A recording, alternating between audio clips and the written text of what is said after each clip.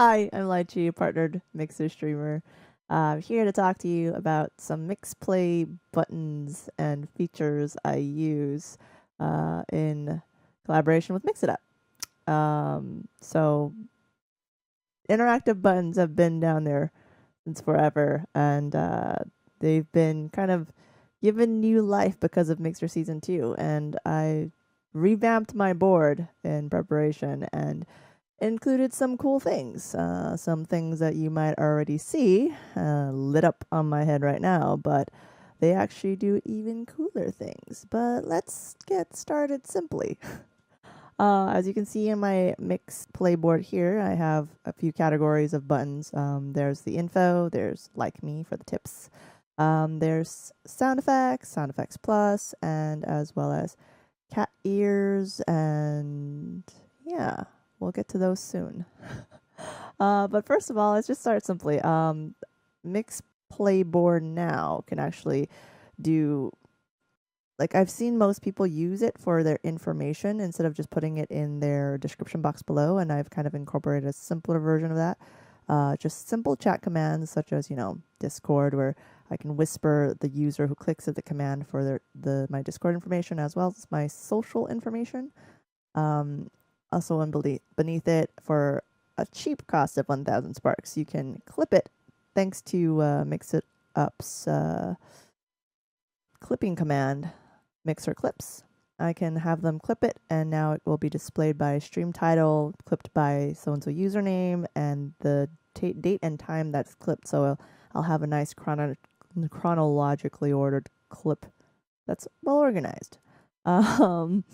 On top of that, I have ways that they can support me. Also, just a few more text commands that have URLs that they can click to help.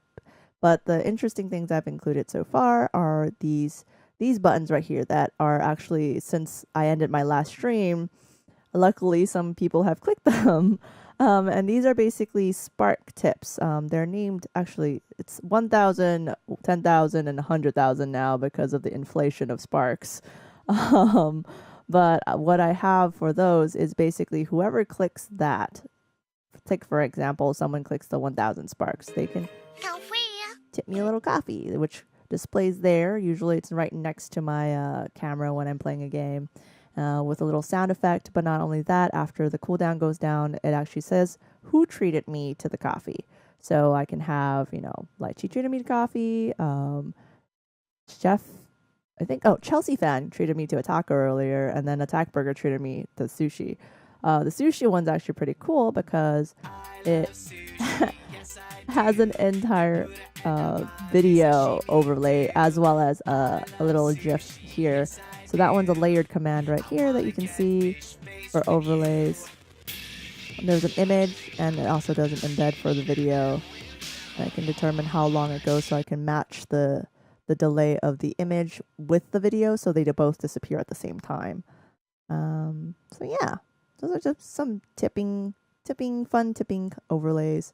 My SFX and my SFX Plus buttons are things that I've had forever on my board. It really hasn't changed too much. They are both video. Oopsies. They're both a video and sound overlay, so they're all advanced commands.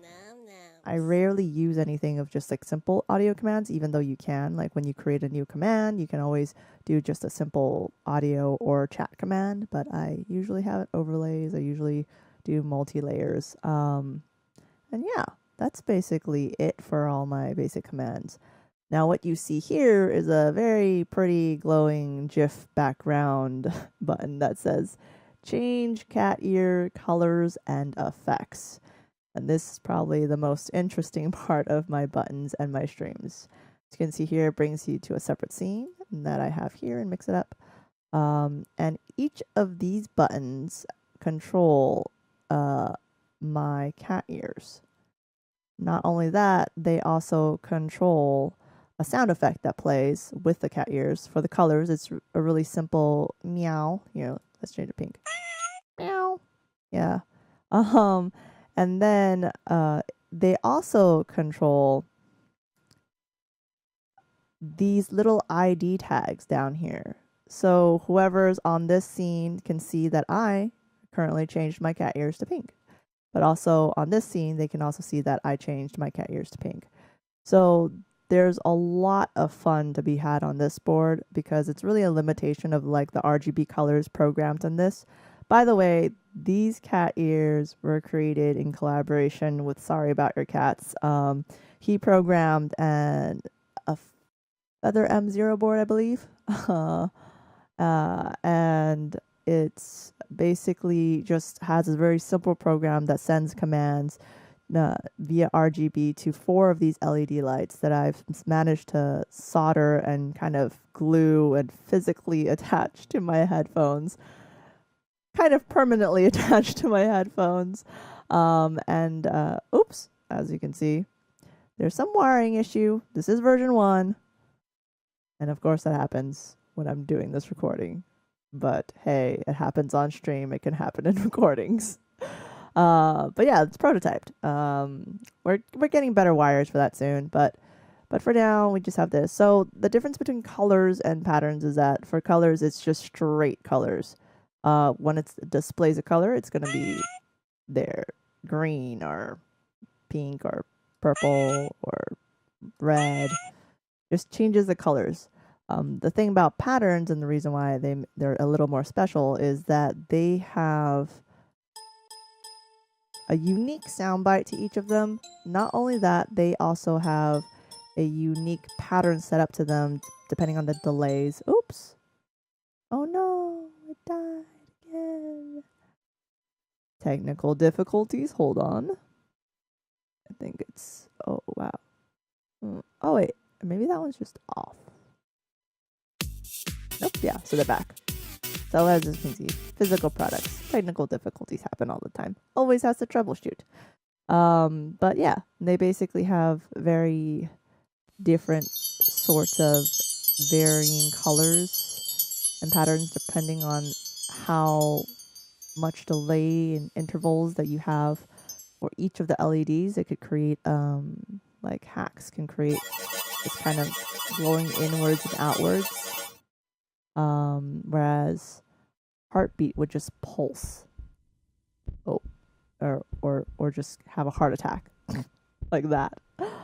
So yeah, that's a different type of command that's created. So what's layered in all of these commands is basically the driving force is a web request. So we have a web request for an IP address that is a local IP address that sends a signal via Wi-Fi to the board that controls the LED lights. That's a driving factor that determines the length of time that these will be flashing for.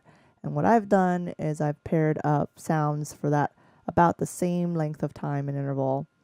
And also, in order to create these little ID tags on the board, I've created an interactive update control button so that it will show whoever uses this. It would show who uses this as a text, and it would change what I called the cat user. This is the cat user icon or button. I would change the name of that to that. So, and I have it on 2 different commands because I have on 2 different boards, as you can see here in the normal soundboard and also in here where the cat ears are. So yeah, it's been pretty fun with the boards. It's definitely not the last that you'll see of it.